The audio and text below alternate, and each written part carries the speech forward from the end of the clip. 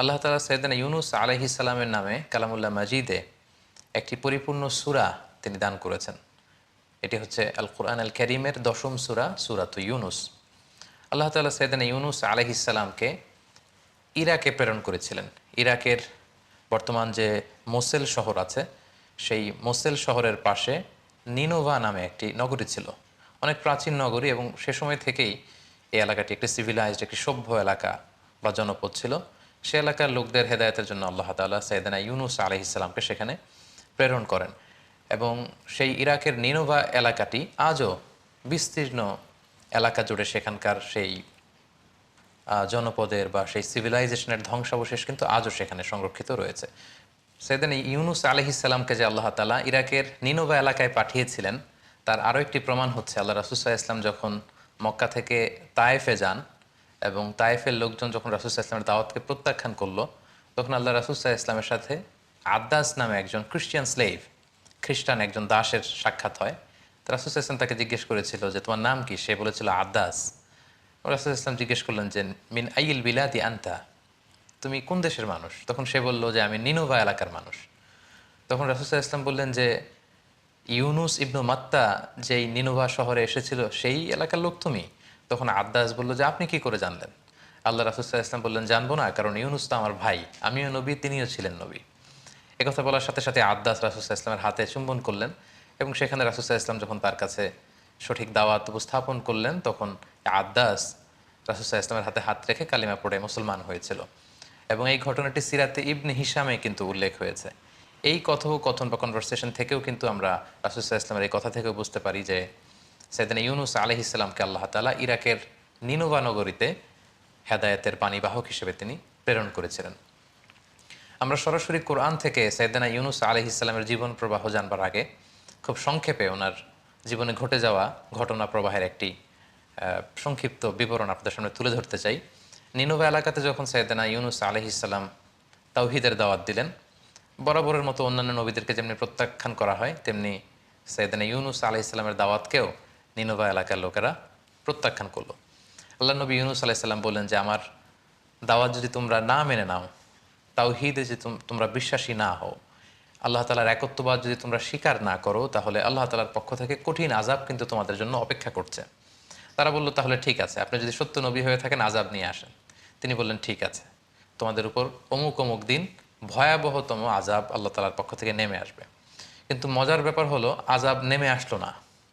আযাব নেমে না আসার কারণে সাইয়েদনা ইউনুস আলাইহিস সালাম ভাবলেন যে আমি বলেছি আযাব আসবে, কিন্তু আযাব তো আসছে না। তিনি এলাকা থেকে হিজরত করলেন।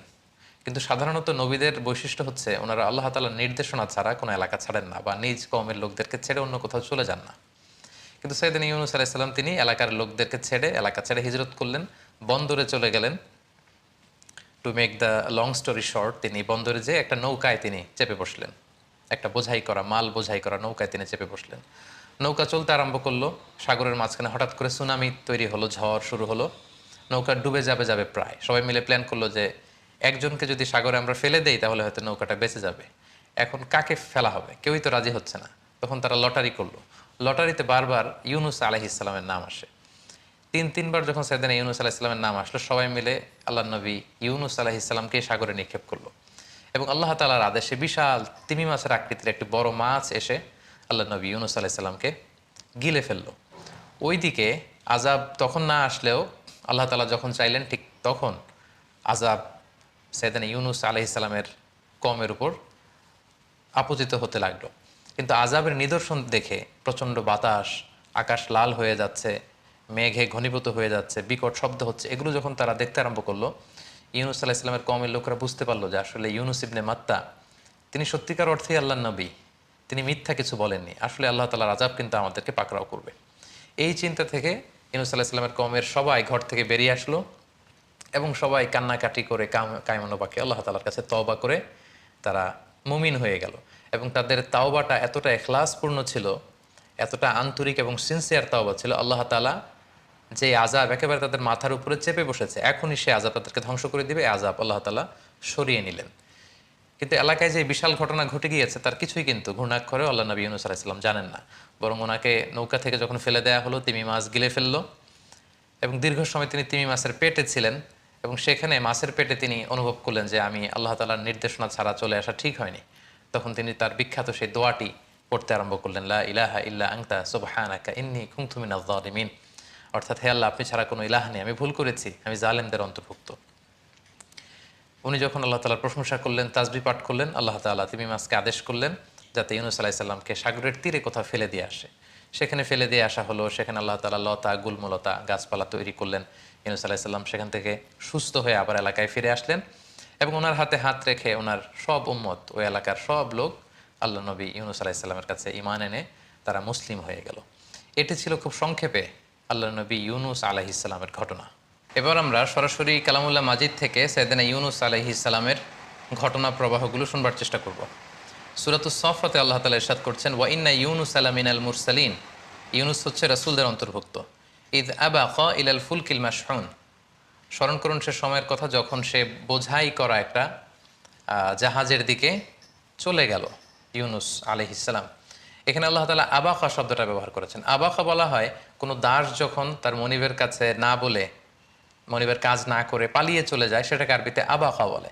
তাহলে আল্লাহ তাআলা কেমন যেন একটু ভর্ৎসনার সুরেই এখানে ব্যবহার করতে চাইছেন যে আমার নির্দেশনা ছাড়া, আমাকে না জানিয়ে, আমি বলার আগেই ইউনুস বোঝাই করা নৌকায় যে আরোহণ করলো। ফাসাহামা ফাকানা মিনাল মুদহাদিন। এবং সেখানে আমরা জানি যে লটারি করা হলো। ঝড়ের কবলে যখন নৌকাটি পড়লো বা জাহাজটি পড়লো, একজনকে জাহাজ থেকে সাগরে নিক্ষেপ করতে হবে, সেটা কে হবে সেটা ফিক্স করার জন্য লটারি করা হলো এবং সে লটারিতে ফাকানা মিনাল মুদহাদিন, ইউনুস আলাইহিস সালাম লটারিতে হেরে গেলেন, তার নামই আসলো বারবার। তাহলে ইউনুস আলাইহিস সালামকে ফেলে দেওয়া হলো। ফালতাকাতাহুল হুত। হুত বলা হয় বড় সাইজের যে সাগরের মাছগুলো, কাইন্ড অফ ওয়েল টাইপের, যেগুলো নীলতিমি টাইপের, এরকম বড় একটি মাছ এসে আল্লাহর নবী ইউনুস আলাইহিস সালামকে আস্ত গিলে ফেললো। ওহুয়া মুলিম। তিনি তখন নিজেকে ভর্ৎসনা করছিলেন এবং তিনি তখন বুঝতে পেরেছিলেন যে আমার আসলে আল্লাহ তাআলার নির্দেশনা ছাড়া নিজে নিজে এখানে চলে আসাটা ঠিক হয়নি। ফালাউলা আন্নাহু কানা মিনাল মুসাব্বিহিন। আল্লাহ তাআলা বলছেন, সে যদি সেদিন তাসবিহ না পড়তো। আমরা জানি যে তিনি মাছের পেটে ঢুকে যাওয়ার পরপর তিনি রিয়েলাইজ করলেন যে আমার ঠিক হয়নি এমনটি আসা, এবং তখনই তিনি পড়তে আরম্ভ করলেন, লা ইলাহা ইল্লা আনতা সুবহানাকা ইন্নী কুনতু মিনাজ জালিমিন। আল্লাহর নামের তাসবিহ জপছিলেন তিনি সে মাছের পেটের ভেতরে।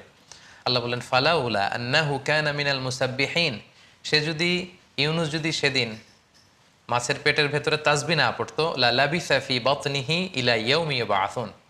কিয়ামত পর্যন্ত সে মাছের পেটের ভেতরে থেকেই যেত। অর্থাৎ তিমি মাছের পেটের ভেতরেই ইউনুসের কবর হয়ে যেত, সেখানেই সে থাকতো, তার আর সেখান থেকে মুক্ত হওয়ার কোনো ব্যবস্থা হতো না। এই এক্সপ্রেশনগুলো এসেছে সূরাতুস সাফফাতে। এরপর আমরা যদি সূরাতুল আম্বিয়ার দিকে তাকাই তাহলে দেখব আল্লাহ তাআলা বলছেন, ওয়াযান্নুনি ইয যাহাবা মুগাদিবান। যান্নুন মানে হচ্ছে মাছওয়ালা। ইউনুস আলাইহিস সালামকে কিন্তু কোথাও বলা হয়েছে ইউনুস, কোথাও বলা হয়েছে যান্নুন মানে মাছওয়ালা, আরেক জায়গায় বলা হয়েছে সাহিবুল হুত, এর অর্থ হচ্ছে মাছওয়ালা, যেহেতু মাছ নবীকে গিলে খেয়েছিল। কোরআনে বর্ণিত 25 জন নবীর কারো ক্ষেত্রে এরকম আজীব বা অদ্ভুত ধরনের কোনো ঘটেনি আমরা জানি, শুধু ইউনুস আলাইহিস সালামের ক্ষেত্রে ঘটেছে। সো ওনার সাথে যেহেতু মাছের ঘটনার সম্পর্ক, আল্লাহ তাআলা বারবার মাছওয়ালা এটা তিনি উল্লেখ করেছেন।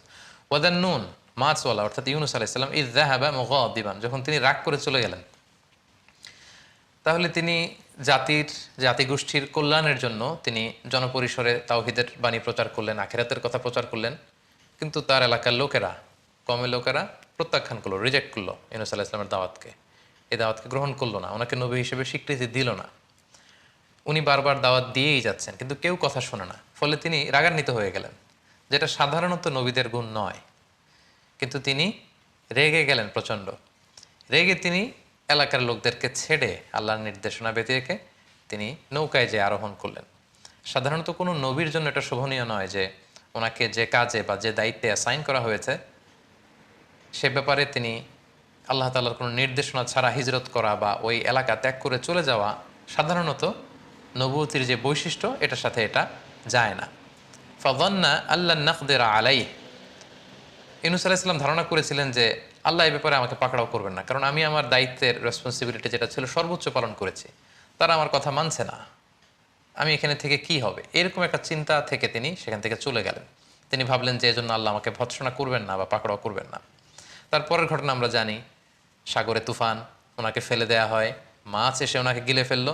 ফানাদা ফিল যুলুমাত, সাগরের একেবারে অতল গহ্বরে বিশাল তিমি মাছের পেটের ভেতরের অন্ধকারে তখন তিনি আওয়াজ তুলে ডাক দিলেন, ফানাদা, তিনি আল্লাহ তাআলাকে ডাকলেন আর পড়লেন, আল্লাহ ইলাহা ইল্লা আনতা সুবহানাক, হে আল্লাহ তুমি ছাড়া কোনো ইলাহ আমার নেই, আমাকে বাঁচাবার, আমাকে রক্ষা করবার মতো দ্বিতীয়টি কেউ নেই।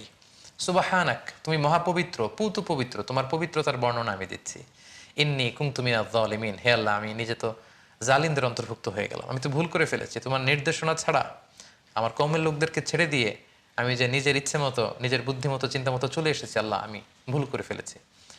তাহলে কিছু সময়ের জন্য তিনি আল্লাহর নির্দেশনা ছাড়া চলে গেল, মুহূর্তেই কিন্তু তিনি আল্লাহ তাআলার দিকে রুজু করলেন, আল্লাহর দিকে